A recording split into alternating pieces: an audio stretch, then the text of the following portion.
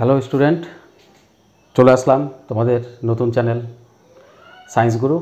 আর তোমরা দেখছো রাজু স্যার। তাহলে আজ টপিক আলোচনা করব আমরা যে ক্লাস 9-এর ভৌত বিজ্ঞানের অ্যাক্টিভিটি টাস্ক। তো চলো শুরু করা যাক, বেশি না কথা বলে। প্রথম কোশ্চেন থেকে আমরা শুরু করছি। আর অবশ্যই স্ক্রিনে কিন্তু কোশ্চেনগুলো তোমরা দেখতে পাবে। আমি ফুল স্ক্রিনে কোশ্চেনগুলো দিতে পারি বা সাইডে তুমি দেখবে, কোশ্চেনগুলো অবশ্যই পারবে। তাহলে চলো শুরু করা যাক। তাহলে প্রথম কোশ্চেন যেটা হচ্ছে সেটা হচ্ছে ডাইন ও নিউটনের মধ্যে সম্পর্ক। কোশ্চেনগুলো দেখে নেবে, আমি শুধু অ্যান্সারগুলো করব। তাহলে প্রথম কোশ্চেন হচ্ছে ডাইন ও নিউটনের মধ্যে সম্পর্ক। আচ্ছা, নিউটন কাকে বলে? নিউটন হলো বলের একক।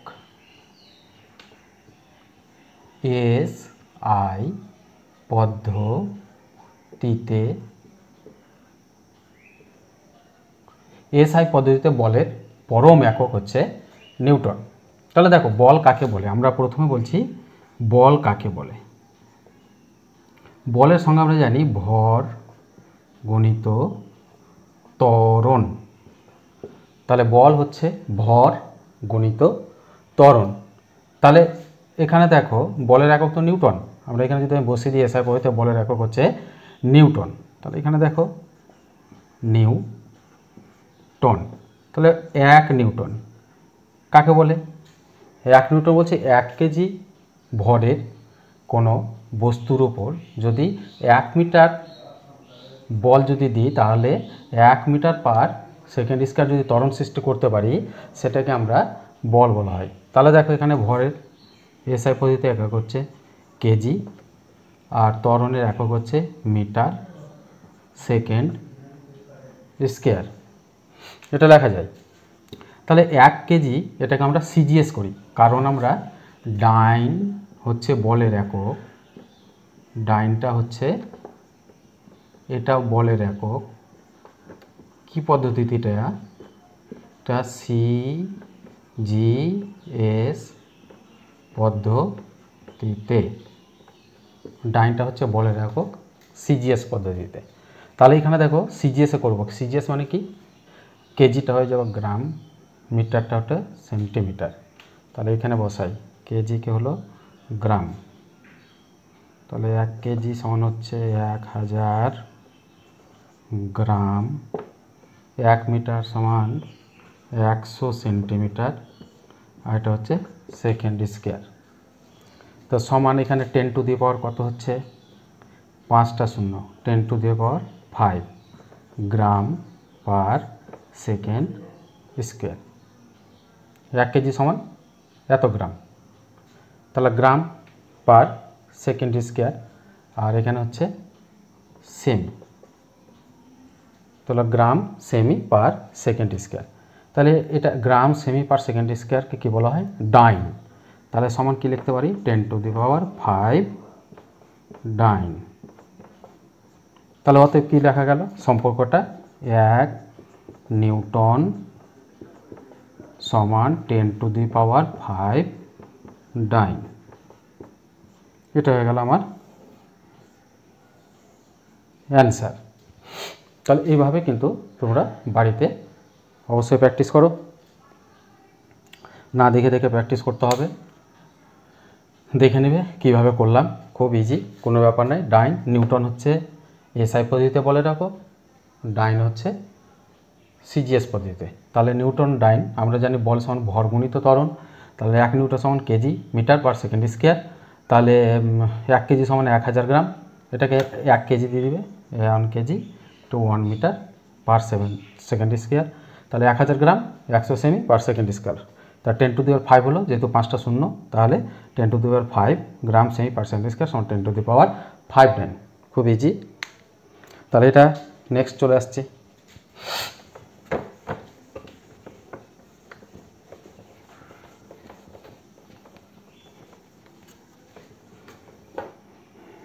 পরের কোশ্চেন আছে, একটা নিস্তড়িত পরমাণুর কে কক্ষে 2টি, এল কক্ষে 8টি, এম কক্ষে 2টি ইলেকট্রন আছে। মৌলটির পরমাণু ক্রমাঙ্ক কত? তাহলে একটা দেখো, একটা পরমাণুর কে কক্ষে 2টি, তাহলে 2 নম্বর কোশ্চেন। কে কক্ষে আছে 2টি ইলেকট্রন, এল কক্ষে আছে 8টি ইলেকট্রন, আর এম কক্ষে আছে 2টি ইলেকট্রন। তাহলে মৌলটির পরমাণু ক্রমাঙ্ক কত? তাহলে যোগ করলে কিন্তু পরমাণু ক্রমাঙ্ক আমার বেরিয়ে যাবে। তাহলে মৌলটির পরমাণুর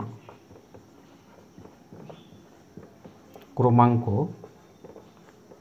সমান হচ্ছে 12, কারণ যেটা ইলেকট্রন সংখ্যা সেটাই আমাদের পরমাণু ক্রমাঙ্ক হয়ে যাবে। তাহলে 8 2 10, 2 হলো 12। তাহলে মৌলটির পরমাণু ক্রমাঙ্ক হচ্ছে 12।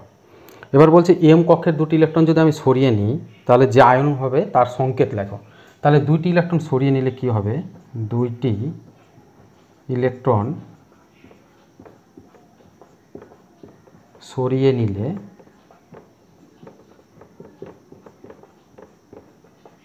ইলেকট্রন কয়টা থাকবে? ইলেকট্রন সংখ্যা হবে, আগে ছিল 12 থেকে 2 বাদ, সমান হচ্ছে 10টি। তাহলে হতে পরমাণু ক্রমাঙ্ক হচ্ছে 10। তাহলে পরমাণু ক্রমাঙ্ক হবে 10, যেটা ইলেকট্রন সেটাই কিন্তু পরমাণু ক্রমাঙ্ক। তাহলে দেখো পরমাণু ক্রমাঙ্ক যদি 10 হয়, তাহলে মৌলটি কি হবে? 10 পরমাণু ক্রমাঙ্ক বিশিষ্ট একটা মৌল হবে। এর সংকেত, অর্থাৎ মৌলটির সংকেত কি হবে?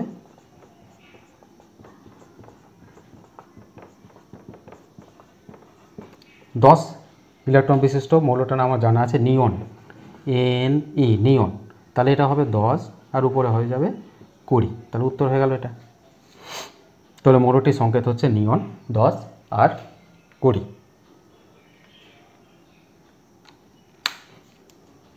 পরে নেক্সট চলে যাচ্ছি।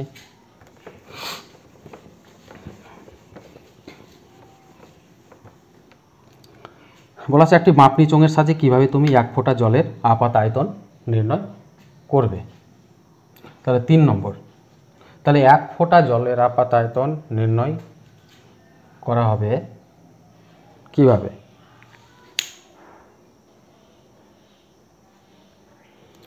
তাহলে এখানে দেখো, প্রথমে কি করতে হবে? একটা মাপনি চোঙ আমাদের জানা আছে, মাপনি চোঙ এভাবে থাকে, এগুলো থেকে দাগ কাটে কেটে কিন্তু অনেক দাগ হয়ে থাকবে। 0 থেকে শুরু যদি করি, 0 থেকে 0 মিলিলিটার থেকে শুরু হবে। ধরো 1 2 3 4 5 6 7 8 9 10, এভাবে কিন্তু উপরে চলে যাবে মিলিলিটার। তাই আমি ধরলাম যে এইটুকু আমি 10 মিলিলিটার আমি কিন্তু ফিল আপ করবো ফোঁটা ফোঁটা জল দিয়ে। ফোঁটা ফোঁটা জল ফেলে আমি এটুকু ফিল আপ করবো। তাহলে দেখবে আমি যদি 1 ফোঁটা করে জল ফেলি, 1 ফোঁটা ফেলতে ফেলতে ফেলতে কিন্তু জলটা এখানে আসবে। ধরো এই চোঙটাতে আসলো, তাহলে এটাতে কতবার ড্রপ ফেলা হলো, তাহলে এতটা ফিল আপ হলো। তো আমি ধরলাম যে আমি একটা সাপোজ ধরে নিলাম যে আমি ফেললাম, তাহলে 256 বার কিন্তু ড্রপলেট দিয়েছি, তাহলে এতটায় এসে কিন্তু হয়েছে। তাহলে মনে করি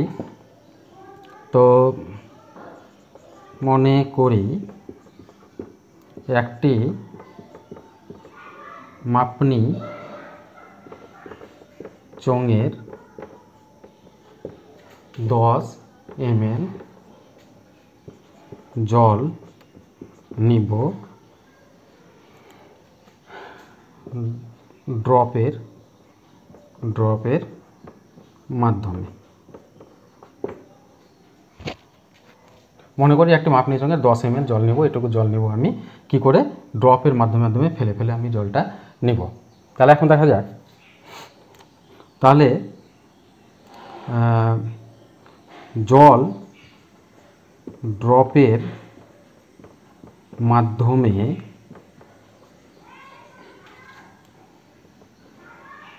জল ড্রপের মাধ্যমে 10 ml ভর্তি করতে 256 ফোঁটা লাগে, 256 ফোঁটা লাগে। তাহলে 1 ফোঁটা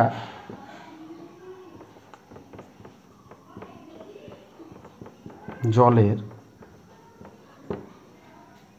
আয়তন তাহলে কত হবে, ওটাকে ভাগ করে দিব। তাহলে 10 ml কে 256 দিয়ে ভাগ করে নেব। তো 10 ml কে 256 দিয়ে ভাগ করবে, কত হবে, 256কে 10 দিয়ে ভাগ করলে তোমার হবে মোটামুটি, আমি এখানে করে নিচ্ছি ক্যালকুলেটারে,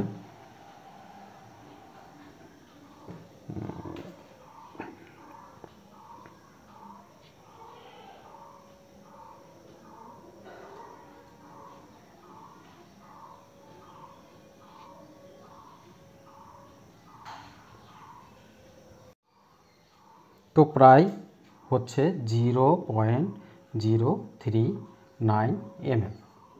তাহলে এটা এই পরীক্ষাটাকে যদি আমি বারবার করি তাহলে আসবে মোটামুটি, অতএব নির্ণেয় 1 ফোঁটা জলের আয়তন লিখতে পারে 0.05 ml। এটা অ্যান্সার কিন্তু হয়ে যাবে। এটাকে যদি বারবার রিপিট করো, আরও ফোঁটা নিয়ে আরও কিছুটা নিলাম, আর কোনটা নিয়ে গড় করে আমরা যদি বের করি তাহলে এটা বলতে পারে যে নির্ণয় 1 ফোঁটা জলের আয়তন হচ্ছে 0.05 ml। ঠিক আছে, বুঝতে পারছো? তারপরে চলে যাচ্ছি নেক্সট।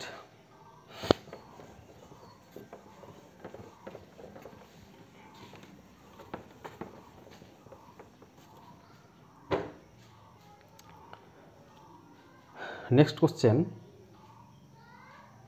রাদারফোর্ডের পরমাণু মডেলের ত্রুটিগুলি লিখো। 4 নম্বর কোশ্চেন। তো রাদারফোর্ডের পরমাণু মডেলের ত্রুটিগুলো কী কী ছিল? দেখো, রাদারফোর্ডের পরমাণু মডেলের ত্রুটিগুলো কী ছিল।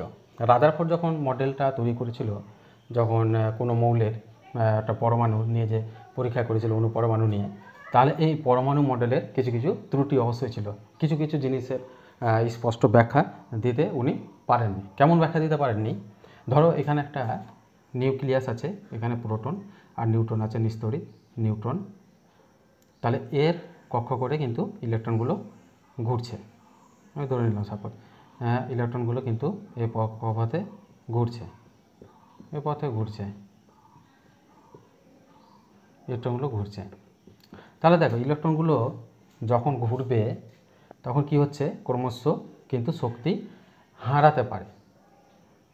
ইলেকট্রনগুলো যখন ঘুরবে অনবরত তখন কিন্তু অনেক কিছু শক্তি ওদের ক্ষয় হতে থাকে, প্রচুর পরিমাণে ঘুরছে, স্পিডে ঘুরছে, এবং এর জন্য কিন্তু এদের শক্তি কিন্তু ক্ষয় হতে থাকে। তাহলে ক্ষয় হতে কী করবে, একটা ইলেকট্রন অন্য ইলেকট্রনে এসে আছড়ে পড়বে, তার জন্য কি হচ্ছে, এর নিউক্লিয়াসটা কিন্তু সুস্থিত অবস্থায় পাওয়া যাবে না, নিউক্লিয়াসটা কিন্তু সুস্থিত অবস্থায় পাওয়া যাবে না। তাহলে 1 নম্বর ওটা আমি লিখতে পারি যে এই যে পরমাণুর গঠন, নিউক্লিয়াসের ধারণা সম্বন্ধে কিন্তু সুস্থিত কিন্তু কোনো ধারণা দিতে উনি পারেননি। কারণ লিখতে হবে যে ইলেকট্রনগুলি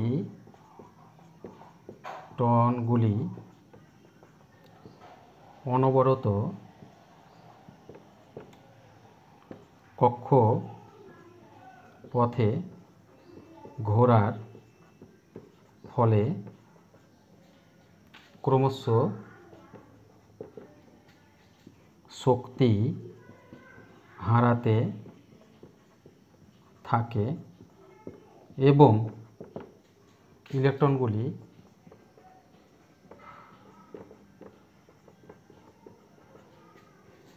অন্য কক্ষপথে আছড়ে পড়তে পারে।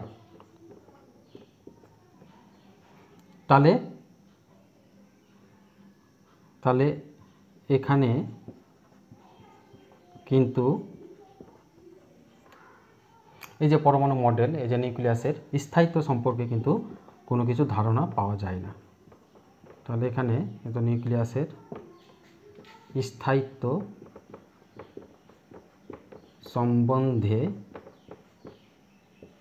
ধারণা পাওয়া যায় না। এটা একটা পয়েন্ট আমরা দিয়ে দিতে পারি, নাম দিতে পারি। এখানে 2 নম্বর পয়েন্টে কি দিতে পারবো, যে এই যে ইলেকট্রনগুলো ঘুরছে, তাহলে কি হচ্ছে, এটা একটা ঘোরার ফলে কি হচ্ছে, এখানে একটা নিরবিচ্ছিন্ন বর্ণালী পাওয়া, যেহেতু শক্তি বিকিরণ একই রকম করছে, যেহেতু বলছে যে একই রকম শক্তি বিকিরণ করছে প্রত্যেকটা কক্ষপথে ঘোরার জন্য, তাহলে কি হবে, এখান থেকে একটা নিরবিচ্ছিন্ন বর্ণালী পাওয়া যাওয়া সম্ভব। কিন্তু বাস্তবে দেখা যাচ্ছে একটা বিচ্ছিন্ন বর্ণালী পাওয়া যাচ্ছে। ঠিক আছে, এটা লিখতে আমরা পারি যে এই রাদারফোর্ডের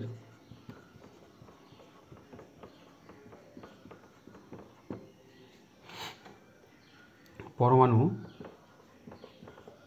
মডেল এই যে অনুযায়ী এখানে একটা নিরবিচ্ছিন্ন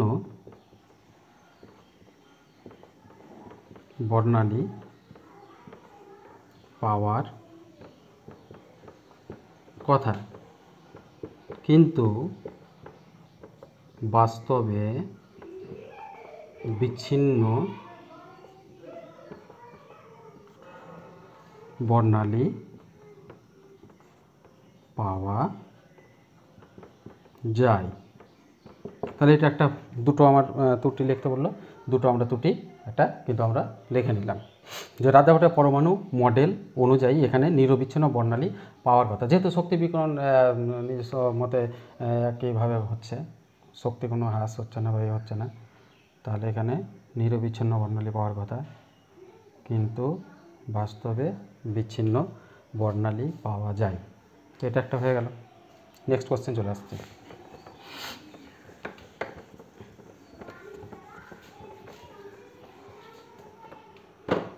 পড়াশোনাতে একটা খেলনা গাড়ি 20, তোমরা কোশ্চেনগুলো কিন্তু পাশে স্ক্রিনে দেওয়া থাকবে, তোমরা অবশ্যই ওখান থেকে দেখে নেবে।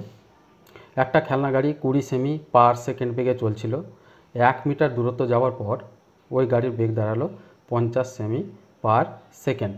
তাহলে ত্বরণ নির্ণয় করো।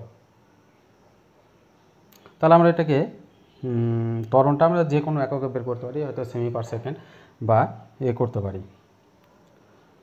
তাহলে দেখো প্রথমে দূরত্বটা কত আছে, 5 নম্বর দূরত্ব হচ্ছে 1 মিটার, সমান কিন্তু 1 মিটার সমান 100 সেন্টিমিটার আমরা লিখতে পারি। 1 মিটারকে যদি সেন্টিমিটার প্রকাশ করি তাহলে 100 সেন্টিমিটার।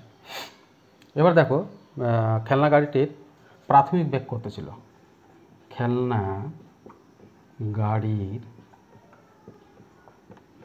প্রাথমিক বেগ আমরা ইউ ধরব, সমান বলা আছে 20 সেমি পার সেকেন্ড, এই বেগে চলছিল। আবার খেলনা গাড়ির অন্তিম বেগ কত, ভিটা কত দেওয়া আছে 50 semi per second, 50 semi per second. তাহলে এটা আমরা যদি ভি ইউ দেখে আর এখানে ত্বরণটা বের করতে বলে আর দূরত্ব এখানে ধরে নিলাম এস, এ দেওয়া আছে। তাহলে কি সূত্র অনুযায়ী, তাহলে আমরা জানি ভি স্কোয়ার সমান ইউ স্কোয়ার প্লাস 2as, এটাকে হচ্ছে ত্বরণ, এটাকে বলা হয় ত্বরণ। তাহলে মানগুলো আমরা বসাই।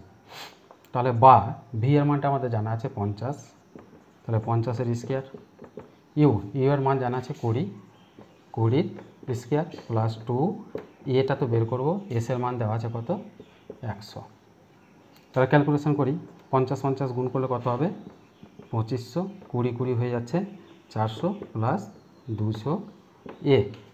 তাহলে বা 200 এ সমান হচ্ছে 2500 মাইনাস 400।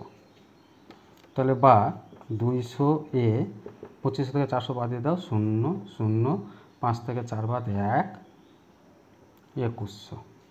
তাহলে দুটো করে শূন্য আমি কেটে দিলাম। তাহলে এর মান কত হচ্ছে 21/2 সমান 10.5।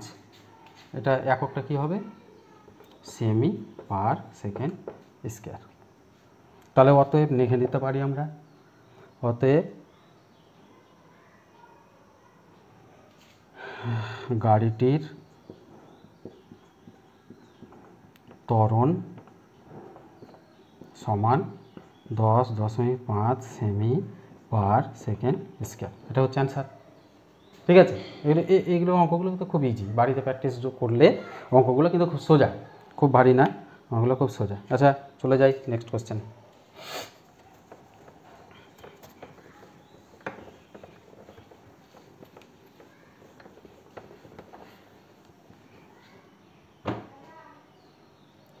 সত্য মিথ্যা বিচার করো। সত্য মিথ্যা বিচার করো।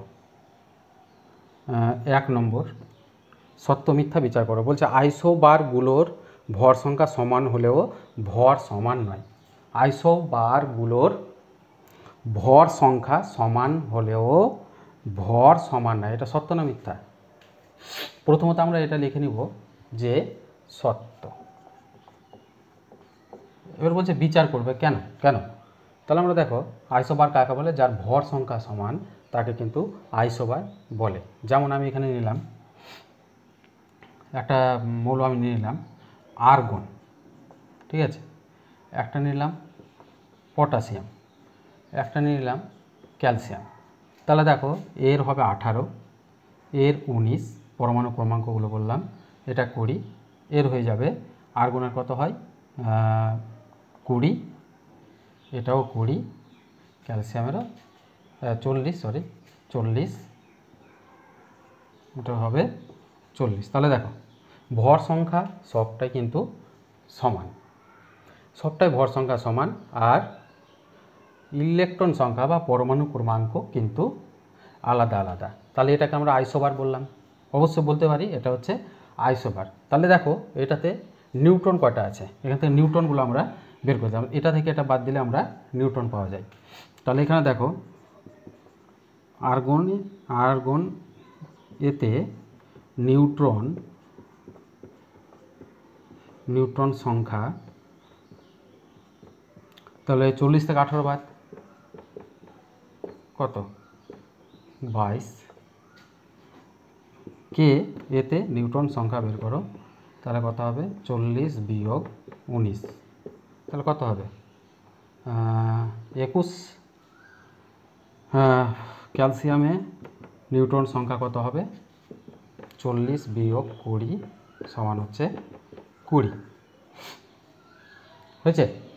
তাহলে নিউট্রন সংখ্যা আমরা নিউক্লিয়াসে কি জানি, নিউক্লিয়াসে যতটা ভর হবে ভর কিন্তু অতটাই হয়। নিউক্লিয়াসের যেটা প্রোটন আর নিউট্রন মিলে থাকবে, আর বাদ বাকি ইলেকট্রনের ভরটা নগণ্য বলা যায়, মানে পরমাণুর একটা আকারের তুলনায় ইলেকট্রন ভরগুলো কিন্তু নগণ্য ধরা যায়। তাহলে মেন ভরটা আসে কিন্তু তোমার প্রোটন আর নিউট্রন নিয়ে। তাহলে এখানে দেখো আর্গনের যদি আমি বের করি, আর্গনের একটা নিউক্লিয়াস আছে, তো আর্গনটাকে নিউক্লিয়াসে, তো এর বাইরে ইলেকট্রন আছে একই রকম, কে এর ভিতরেও আছে ইলেকট্রন, এখানে Ca ক্যালসিয়াম এর ভিতরেও কিন্তু প্রত্যেকটা কিন্তু নিউক্লিয়াস আছে। তাহলে আর্গনে দেখো আর্গনে প্রোটন কয়টা থাকবে 18টা, নিচে যেটা ইলেকট্রন সংখ্যা প্রোটন সংখ্যা সবসময় সমান হয়। তাহলে আর্গনে থাকবে 18 প্রোটন, প্লাসটাকে আমরা 18টা আছে। নিউট্রন কত থাকবে দেখো 22টা, সেম।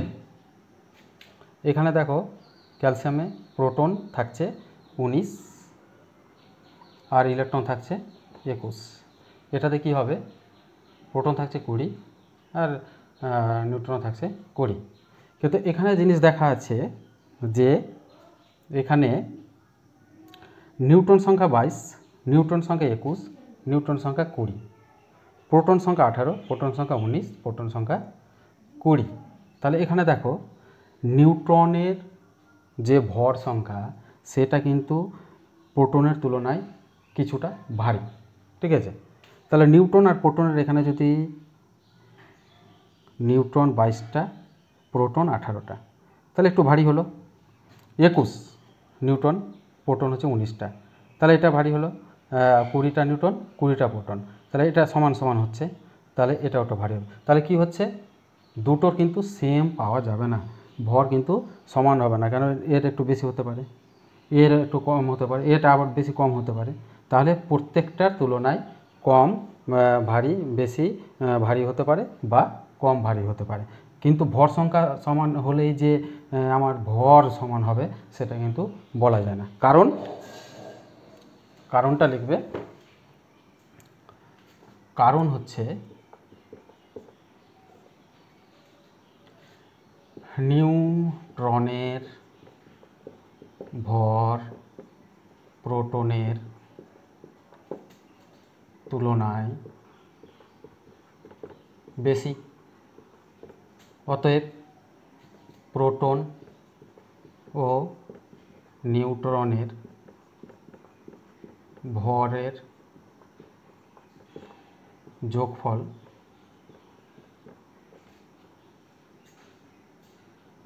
অন্য মৌলের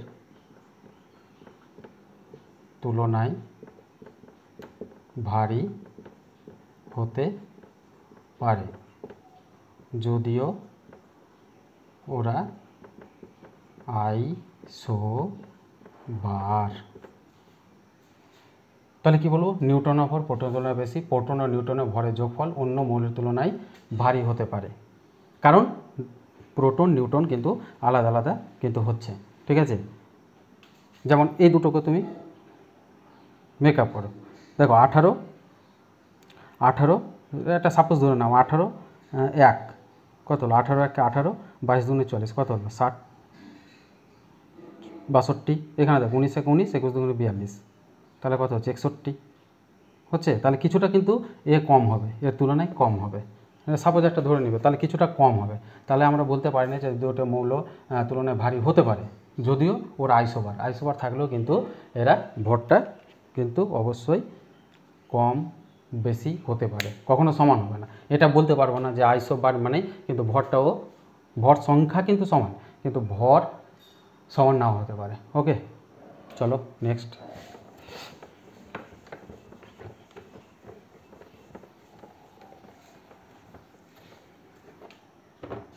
নেক্সট হচ্ছে ওজন বাক্সের বাটখারাগুলির ভর 5:2:2:1 অনুপাতে থাকে কেন? ওজন 2 নম্বর কোশ্চেন, বাক্সে বাটখারাগুলি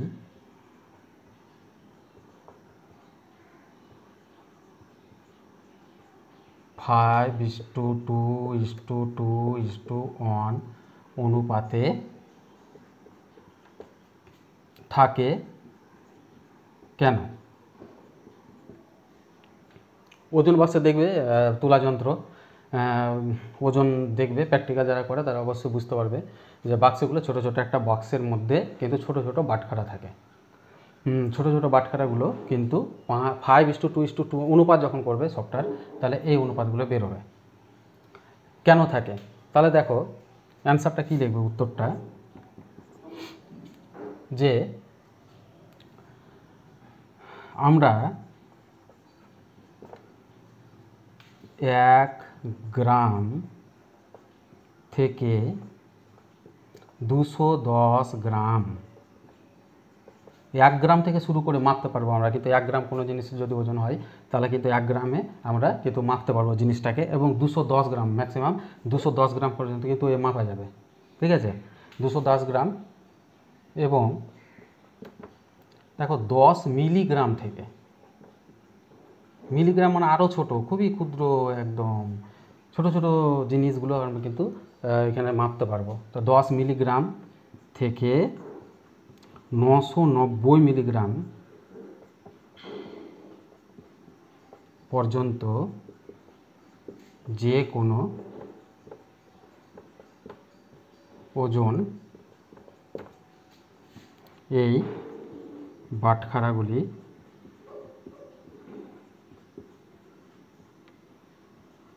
সাহায্যে মাপা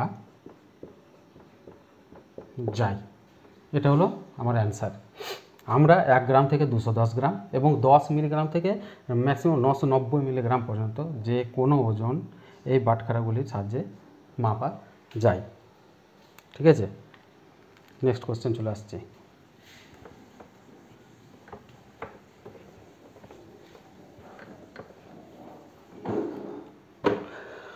বলছে বায়ুশূন্য স্থানে এরোপ্লেন উড়তে পারে না কেন?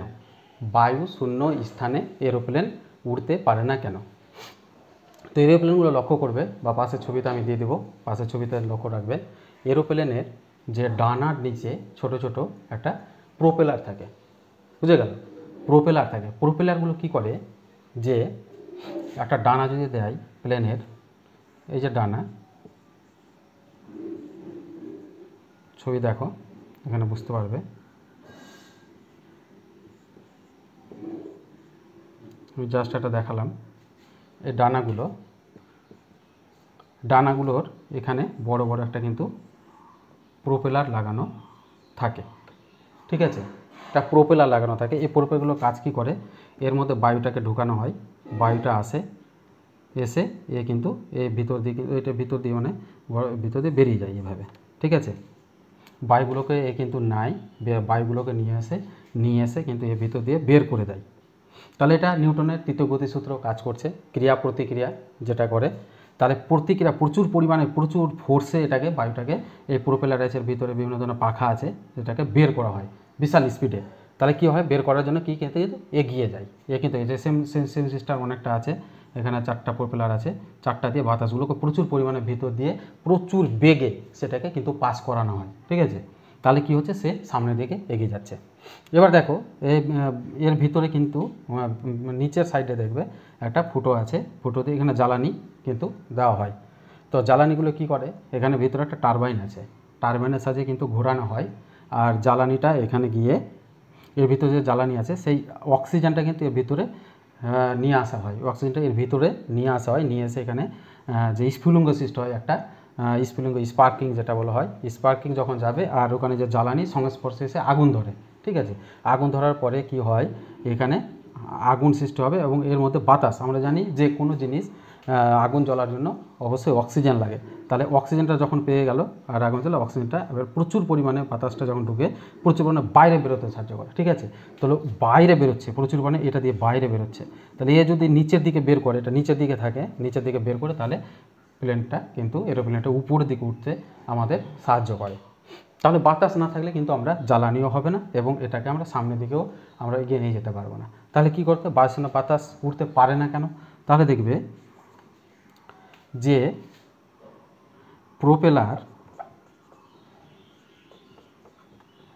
প্রোপেলার চালাতে আমাদের অবশ্যই বাতাসের প্রয়োজন। ঠিক আছে, প্রোপেলার চালাতে আমাদের অবশ্যই কিন্তু বাতাসের প্রয়োজন। 2 নম্বর কি হচ্ছে, জ্বালানি পোড়ানোর জন্য কিন্তু বাতাসের প্রয়োজন হচ্ছে।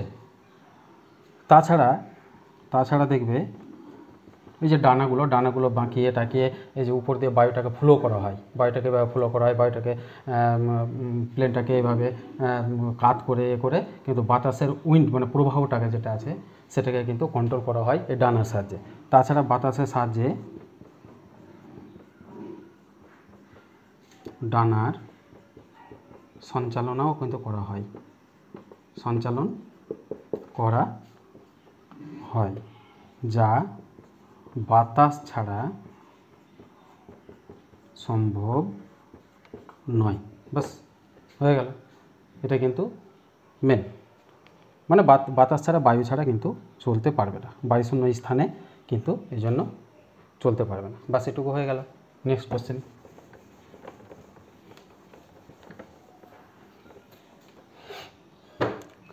বলছে রাদারফোর্ডের পরীক্ষা থেকে কিভাবে তিনি এই সিদ্ধান্তে উপনীত হন যে পরমাণুর অধিকাংশ স্থানই ফাঁকা। 4 নম্বর, দেখো একটা পরমাণু যদি আমি আঁকি, তার ভিতরে নিউক্লিয়াস আছে, ঠিক আছে, নিউক্লিয়াস, এটাকে বলা হয় নিউক্লিয়াস। বাদ বাকি দেখবে এই যে, তাহলে এখানে যদি নিউক্লিয়াস হয়, এটা হচ্ছে নিউক্লিয়াস। তারপরে দেখো ইলেকট্রনগুলো ঘুরছে এই পথে ইলেকট্রনগুলো ঘুরছে, এই পথে ইলেকট্রন ঘুরছে, ইলেকট্রনগুলো ঘুরছে, ইলেকট্রনগুলো ঘুরছে। তাহলে দেখো এটা একটা যদি পরমাণু হয়, তাহলে দেখো বেশিরভাগই স্থানই কিন্তু ফাঁকা, ফাঁকা না, এখানে নিউক্লিয়াস, এখানে প্রোটন আর নিউট্রন থাকছে। মানে একটা পরমাণুর ভিতর তিনটে জিনিস থাকতে পারে। কি থাকতে পারে? একটা হতে ইলেকট্রন, একটা হবে প্রোটন, আর হচ্ছে নিউট্রন। এই তিনটে জিনিস নিয়ে কিন্তু একটা পরমাণু গঠিত। তাহলে একটা পরমাণুর মধ্যে নিউক্লিয়াস আছে, নিউক্লিয়াসের মধ্যে কী থাকে? প্রোটন প্লাস নিউট্রন একটা নিউক্লিয়াসের মধ্যে থাকে, আর ইলেকট্রন। তাহলে প্রোটন নিউট্রন তো এই জায়গাতে নিউক্লিয়াসের মধ্যে থেকে গেল, বাদ বাকি সাইডে কী হচ্ছে? শুধু ইলেকট্রন। তাহলে বেশিরভাগ স্থানই ফাঁকা না? তাহলে এখানে লিখবো কি অ্যান্সার, ধরুন আমরা বলবো যে পরমাণুর নিউক্লিয়াসের, একটা নিউক্লিয়াসের ব্যাস কত হবে? 10⁻⁻13 সেমি, এটুকু হতে পারে। নিউক্লিয়াসের ব্যাস 10⁻⁻13 সেমি, যা পরমাণুর ব্যাসের, পরমাণুর ব্যাস কত? 10⁻⁸ সেমি, এটা পরমাণুর ব্যাস। তারপর ব্যাসের তুলনায় 1,00,000 ভাগের 1 ভাগ। তা ইলেকট্রনগুলো কী আছে? শুধু বাইরে, তাহলে কী হচ্ছে? শুধু বাইরে শুধু ইলেকট্রনগুলো